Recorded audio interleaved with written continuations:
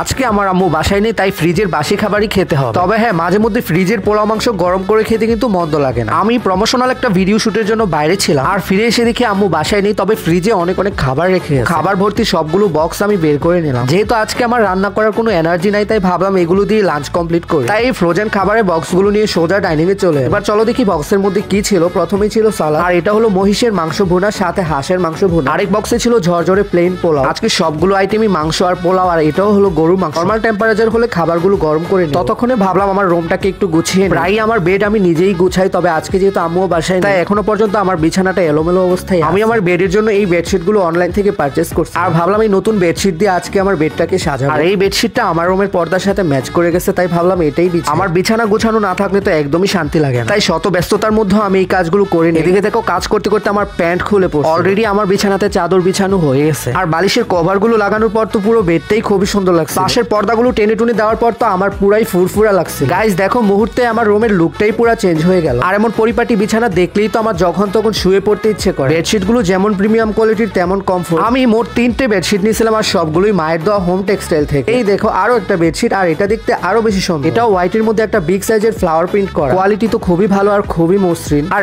এটা হলো একদমই ডিফারেন্ট একটা বেডশিট, যেটা দেখতে আরো বেশি সুন্দর। মানে এই বেডশিটটাতে এত সুন্দর সিনারি প্রিন্ট করা। তাদের পেজে আরো অনেক অনেক কালেকশন রয়েছে। অর্ডারের সুবিধার্থে তাদের পেজের নামটি আমার ডেসক্রিপশন বক্সে মেনশন করে দিই। এদিকে খাবারগুলো এখনো নরমাল হয়নি, তাই ভাবলাম আরেকটু কাজ করি। আর তোমরা তো জানোই ঘরের মধ্যে ছোট ছোট গাছ থাকলে আমার খুবই ভালো লাগে, তাই ইনডোর একটা প্লান্ট নিয়ে এলাম, সাথে একটা টব। চলো এবার এটা টবে সেট করে নিই। আমি প্রায়ই আমার ঘরে আর বারান্দায় ছোট ছোট গাছ লাগাই। তো এবার এই রেড কালার টবের মধ্যে অনেকগুলো মাটি ভেঙে দিয়ে তারপর এই সুন্দর গাছটাকে বসিয়ে উপরেও মাটি দিয়ে এভাবে লাগিয়ে নিই। ব্যাস, গাছ লাগানো ডান। তবে ফ্লোরটা অনেকটাই নোংরা হয়ে গেছে। এবার ফ্লোরে যত মাটি কণা লেগে আছে সবগুলোই তুলে নিলাম। অফ ক্যামেরায় ফ্লোরটাকে খুব ভালো করে ক্লিন করে নিই। আর এদিকে গাছ লাগানোর পর গাছে পানি দিয়ে দিলাম। এই গাছটি যেহেতু আমি রুমেই রাখবো, তাই প্রচুর যত্ন করতে হবে। এন্ড আমি এটা ঘরের একটা কর্নারে সেট করে দিই, আর দেখতে তো খুবই সুন্দর লাগছে। এরপর হাত মুখ ধুয়ে কিচেনে চলে এলাম খাবারগুলো গরম করার জন্য। একটা কড়াইতে বক্সের হাঁসের মাংসগুলো গরম করতে দিলাম, আর একটা কড়াইতে গরুর মাংস গরম করতে লাগলাম। মিডিয়াম আছে মাংসগুলোকে অনেক ভালো করে গরম করতে হবে, যেহেতু এগুলো ফ্রোজেন। আর দেখো গরুর মাংস একদমই গরম করা হয়ে গেছে। আমি ঝোল মাংস সবকিছুই তুলে নিলাম। এবার একই কড়াইতে মহিষের মাংসটুকুও দিয়ে দিলাম গরম করার জন্য। আমাদের বাসায় মহিষের মাংস আম্মু একদমই ছোট ছোট টুকরো করে রান্না। তো যাই হোক, মাংস গরম করা হয়ে গেলে এবার মহিষের মাংসটুকু আবার বাটিতে তুলে নিলাম। আর সবগুলো মাংস গরম করার পর এত সুন্দর একটা স্মেল আসছিল।